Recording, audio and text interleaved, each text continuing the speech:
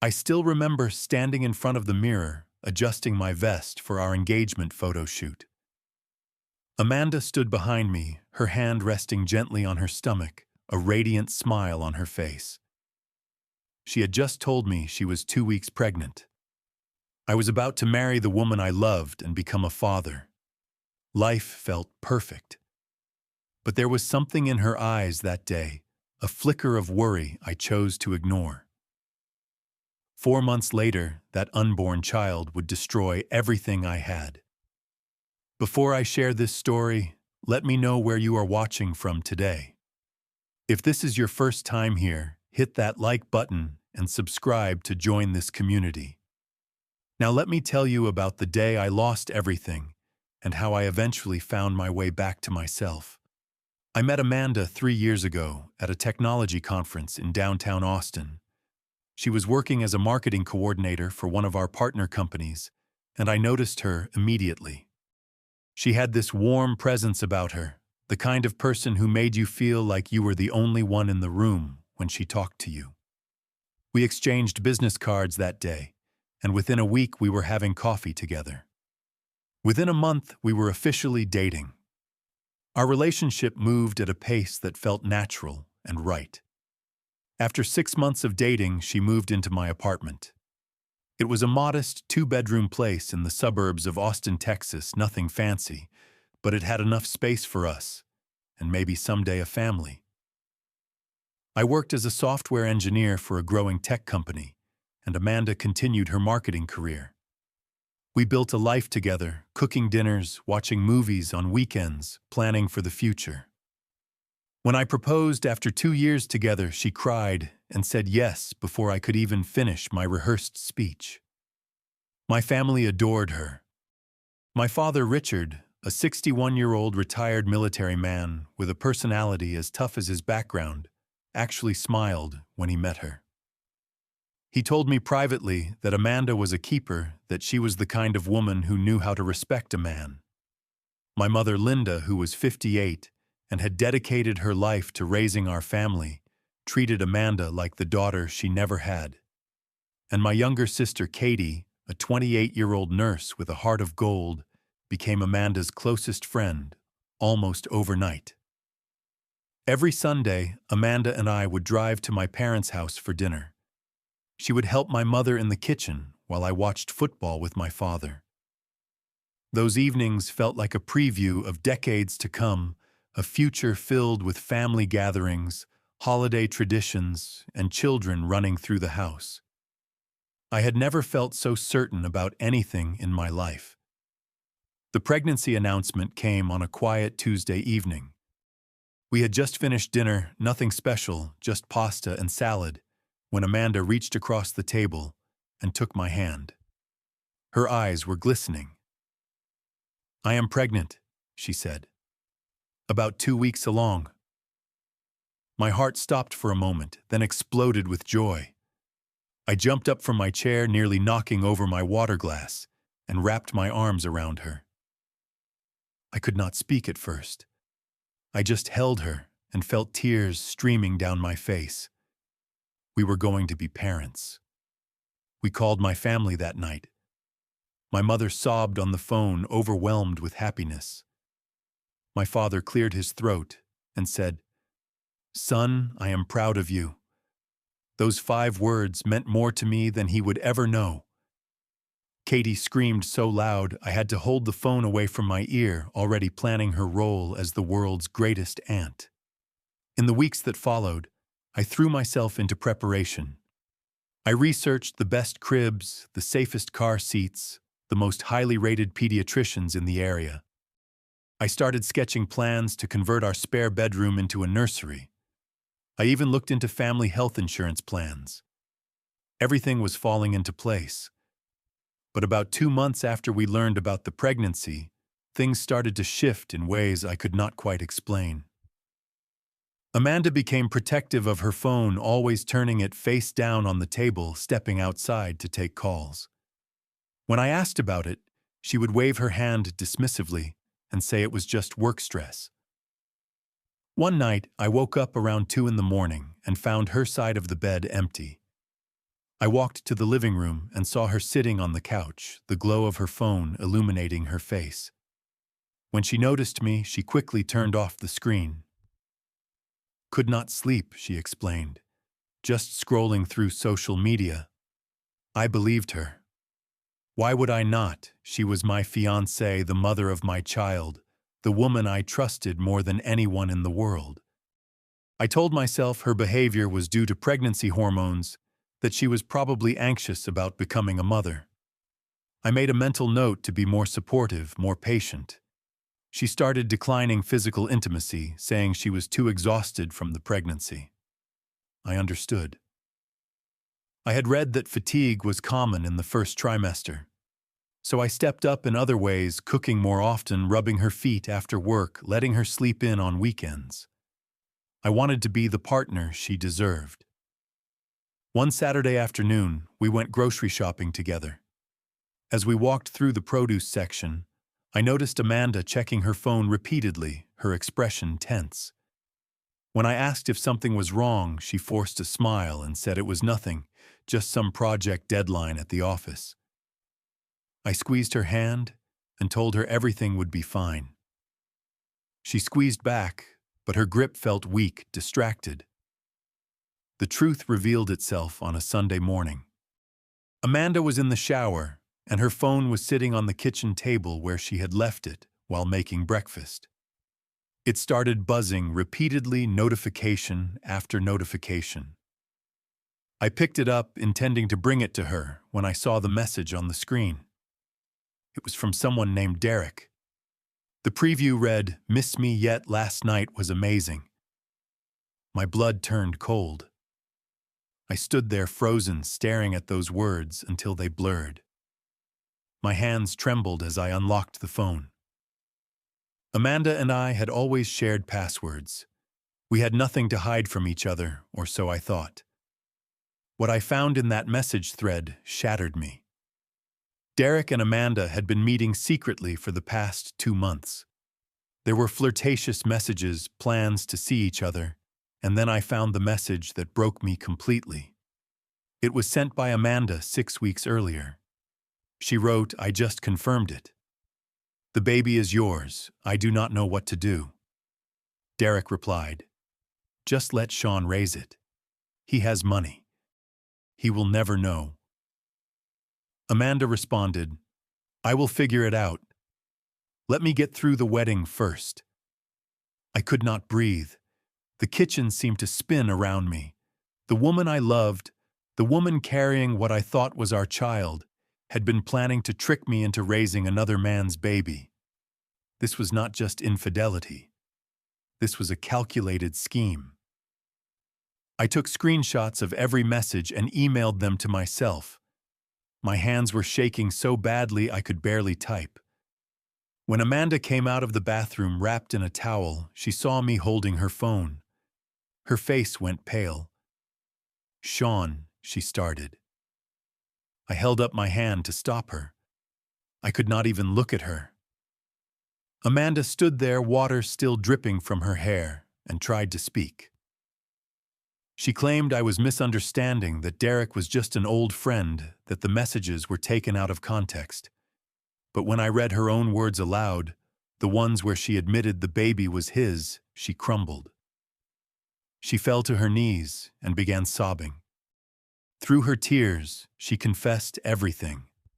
Derek was her ex-boyfriend from 4 years ago. They had dated seriously, but he broke things off because he was not ready for commitment. 6 months before our engagement photo shoot, he reached out to her again. He said he had changed, that he regretted letting her go.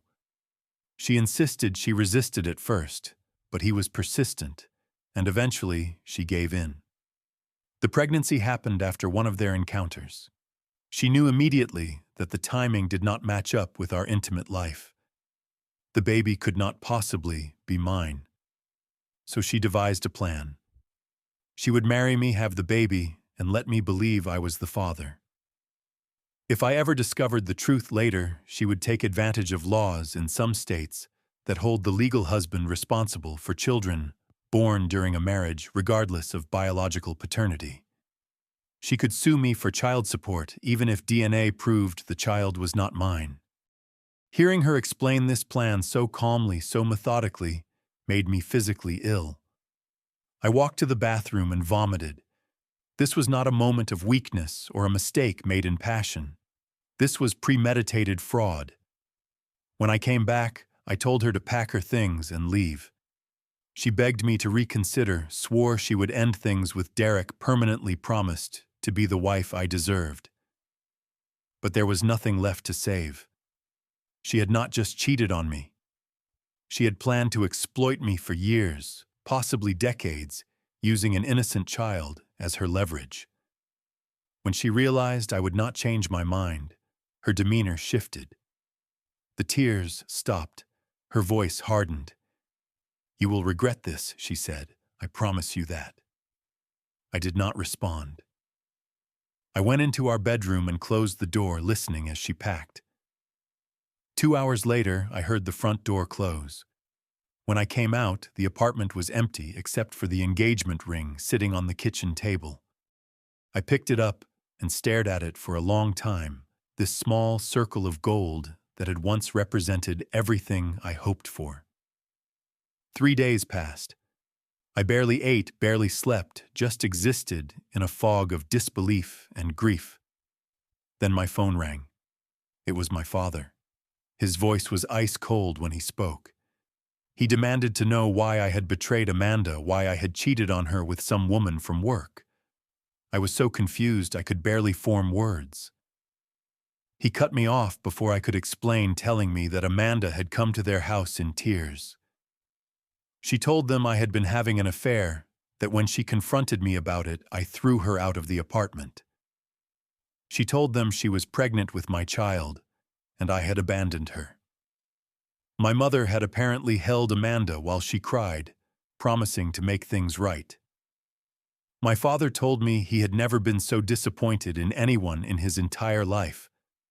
I tried to explain the truth. I told him Amanda was the one who cheated, that the baby was not mine, that I had proof on my phone. He refused to listen. He called me a liar and said Amanda had no reason to make up such a story, while I clearly did. Then he hung up on me. I drove to my parents' house that same evening, determined to show them the evidence. I had the screenshots, saved the messages, clear as day. They would have to believe me once they saw it with their own eyes. But I never got the chance. The moment I walked through the front door, my father charged at me. Before I could say a word, his fist connected with my face. I fell backward onto the hardwood floor, tasting blood in my mouth. My lip had split open. My mother stood in the hallway watching. She did not try to stop him. Instead, she looked at me with disgust and said I deserved it. Katie was there too. My little sister, who I had protected and supported her whole life, would not even meet my eyes. She turned away, as if the sight of me made her sick. My father grabbed me by the collar and dragged me toward the door. He told me I was no longer his son, that I was dead to him. I tried one more time to speak, to beg them to just look at my phone, but he shoved me outside and slammed the door in my face. I stood on their porch, blood dripping from my lip, while neighbors peered through their windows. The humiliation was crushing, but it was nothing compared to the betrayal I felt. My own family had chosen to believe a woman they had known for 3 years over their own flesh and blood. They had not even given me a chance to defend myself. The weeks that followed were the loneliest of my life. Amanda had apparently told everyone we knew her version of events. Old friends stopped returning my calls. Colleagues who had met her at company events looked at me differently. Someone even called me directly to curse me out for what I had supposedly done. I sent my family an email with the screenshots attached explaining everything in detail. No one responded. Katie sent me a text saying I had embarrassed her and she wanted no further contact. My mother did not answer any of my calls. My father blocked my number entirely. I started losing weight, because I could not bring myself to eat properly. Sleep became almost impossible. At work, my performance suffered so much that my manager pulled me aside to ask if everything was all right. I lied and said I was fine, just dealing with some personal issues. Every night I sat alone in my apartment wondering if I was going crazy. The evidence was right there in those messages. How could my family not see the truth? How could they throw away 32 years of love and trust based on the word of someone they had known for only 3? About a month after my father hit me, I reached the lowest point I had ever experienced. My apartment was a mess. Dishes piled in the sink, clothes scattered on the floor. I had stopped cooking entirely and survived on fast food and energy drinks. I lost nearly 10 pounds and could see my ribs when I looked in the mirror. One night, I sat on my couch flipping through old family photos on my phone. Pictures from holidays, graduations, summer vacations. My father teaching me to ride a bike. My mother hugging me on the day I got my first job offer. Katie and I making silly faces at the camera during a road trip. These people had been my whole world, and now they treated me like a stranger, worse than a stranger, like an enemy. I asked myself what I had done wrong. My entire life I had tried to be a good son, a good brother, a good partner. I worked hard, stayed out of trouble, made my family proud. And still, when it mattered most, they refused to stand by me. That realization hurt more than anything Amanda had done. But sitting there in the darkness, something shifted inside me. I understood that I could not force anyone to believe me. I could not control their perception or their choices. The only thing I could control was how I responded. And I decided in that moment that I would stop begging for validation. I would prove the truth through action and let the results speak for themselves. The next morning, I got a call from Marcus, my best friend from college. He was a lawyer now working at a firm downtown, and he had heard rumors about what happened through mutual acquaintances. But unlike everyone else, Marcus did not assume the worst about me. He wanted to hear my side. I told him everything. The messages, the confession, the confrontation, the assault by my father, the complete abandonment by my family. I sent him the screenshots I had saved. He was silent for a long moment after reviewing them. "Sean," he finally said, "you have clear evidence. The problem is, your family does not want to see it. They have made up their minds, and right now, nothing you say will change that." "So what do I do?" I asked. Marcus laid out a strategy. Amanda was still pregnant. If she followed through on her threat to sue me for child support, claiming I was the father, we could demand a DNA test. Once the baby was born, we could prove definitively that I had no biological connection to the child. Combined with the messages showing her plan to deceive me, we would have an airtight case. In the meantime, he advised me to cut off contact with my family entirely. Do not call, do not text, do not send more evidence. Let them sit with their decision. If they ever came around, it would be because they chose to seek the truth themselves, not because I forced it on them. It was hard advice to accept, but I knew he was right. Over the following 4 months, I focused on rebuilding myself. I returned to the gym for the first time in over a year, channeling my anger and pain into physical exertion. I poured myself into work, taking on extra projects and staying late to keep my mind occupied. My dedication paid off when I was promoted to lead engineer on a major client account. I also started seeing a therapist, something I had always been skeptical about before. But talking to someone neutral, someone who had no stake in my story, helped me process what had happened. I learned that my value as a person did not depend on whether my family believed me. I learned that forgiveness was a process, not a single decision. I learned that setting boundaries was not the same as holding grudges. I joined a running club that met every Saturday morning. The people there knew nothing about my past, nothing about Amanda or my family. They only knew me as the guy who showed up every week, pushed himself hard, and always stayed for coffee afterward. It felt good to be seen for who I was in the present, not judged by circumstances beyond my control. Slowly, the weight I had lost came back. The dark circles under my eyes faded. I started sleeping through the night again. I was not happy, not exactly, but I was surviving. And some days, survival felt like victory enough. Then Amanda gave birth. I learned about it through a mutual acquaintance who still talked to both of us. She had a baby boy. On the birth certificate, she listed the father as unknown. Derek predictably had vanished.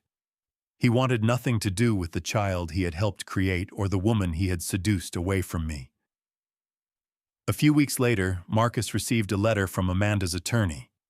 She was claiming that because we had lived together and been engaged, I bore financial responsibility for the child.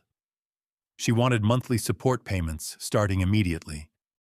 Marcus responded with a single demand, a court-ordered DNA test, before any discussion of financial obligations. Amanda initially refused, but a judge sided with us. The test was mandatory. The results came back with 0% probability that I was the father. Not a shred of biological connection. Marcus compiled a package containing the DNA results, the screenshots of Amanda's messages with Derek, and a detailed timeline of her deception. He sent copies to my mother, my father, and my sister.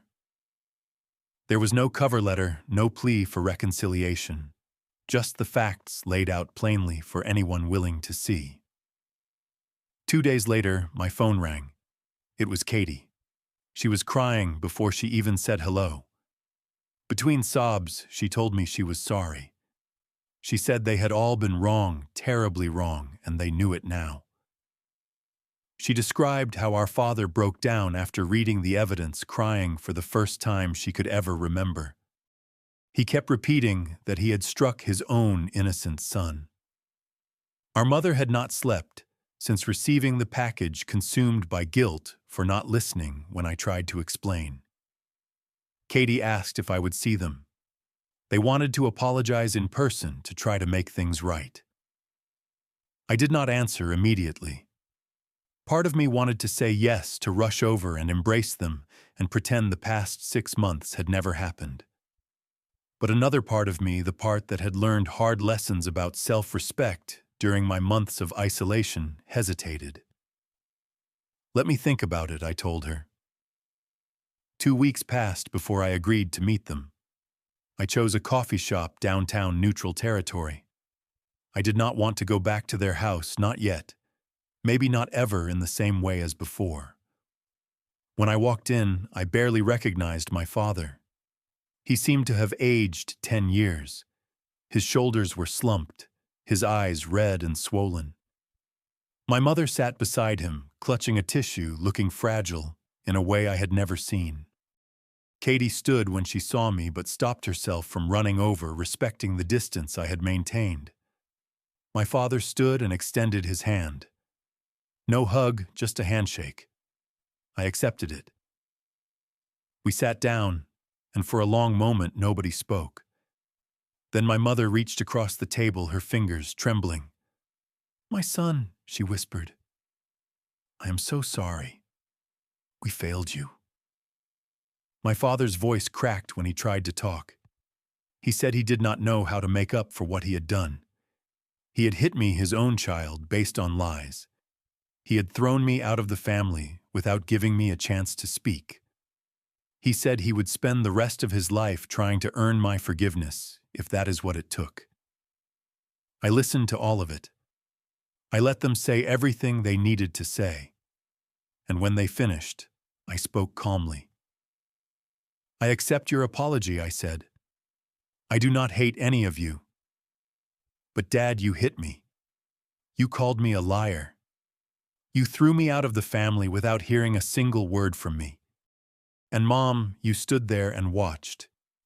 Katie, you told me I embarrassed you and cut me off completely. I paused to let that sink in. I am not saying these things to punish you. I am saying them because our relationship cannot go back to what it was. We have to build something new, and that takes time. I need you to understand that. My father nodded, tears streaming down his face. I understand, he said. However long it takes, I will wait. I will do whatever you need. I stood up, left money on the table for the coffee, and walked out. The sunlight outside felt different, somehow warmer. For the first time in 6 months, I felt genuinely free. In the months that followed, I began the slow process of rebuilding my relationship with my family. I did not rush it. We started with monthly dinners instead of weekly ones. Conversations stayed on safe topics, at first weather work, current events. Nobody pushed me to talk about what happened, and I appreciated that. My father changed. The commanding, judgmental man I had grown up with became quieter, more reflective. He started asking me questions about my life instead of giving me instructions about how to live it. When I spoke, he listened, really listened in a way he never had before. It did not erase what he did, but it showed me he was trying. My mother called regularly, but she respected my boundaries. She did not demand my time or guilt me for not visiting more often. She simply told me she loved me and was proud of me. Those words meant more now than they ever had. Katie became my closest ally in the family. She had been the first to reach out, the first to admit fault, and she followed through on her remorse. We talked on the phone almost every week, sharing details about our lives the way siblings should. She told me she would never forgive herself for turning away from me, and I told her that what mattered was that she turned back. I continued seeing my therapist. Together we worked through the trauma of betrayal, abandonment, and reconciliation. I learned that forgiveness is not a single decision, but an ongoing practice. Some days it came easily. Other days the anger would resurface without warning, triggered by a memory or a phrase. But I kept working at it, not for my family's sake, but for my own peace of mind. As for Amanda, her life took a different path. Derek disappeared, completely refusing to acknowledge the child he had fathered. Without his support, or mine, Amanda struggled financially. She lost her job after an extended maternity leave and could not find new employment quickly. Eventually, she moved back to her parents' small town in rural Texas, far from the life she had imagined for herself. I did not celebrate her misfortune. I did not feel satisfaction watching her face consequences. Honestly, I did not feel much of anything about her anymore. She had become a stranger, a character from a chapter of my life that was now closed. The anger I once felt had transformed into indifference, and indifference, I discovered, was its own kind of freedom. Looking back now, I realized that I used to believe family was unconditional. I thought blood meant automatic loyalty, that the people who raised you would always stand by you no matter what. That belief was shattered when my father's fist connected with my face. But from those broken pieces, I built something new. I learned that love requires more than shared DNA. It requires trust, respect, and the willingness to seek truth even when lies are easier to believe. My family failed that test once. Whether they pass it again remains to be seen. But I no longer need their validation to know my own worth. I also learned the difference between forgiveness and permission. I forgave my family because holding on to bitterness was poisoning my own life. But forgiveness did not mean pretending the wound never happened. It did not mean giving them unlimited access to hurt me again.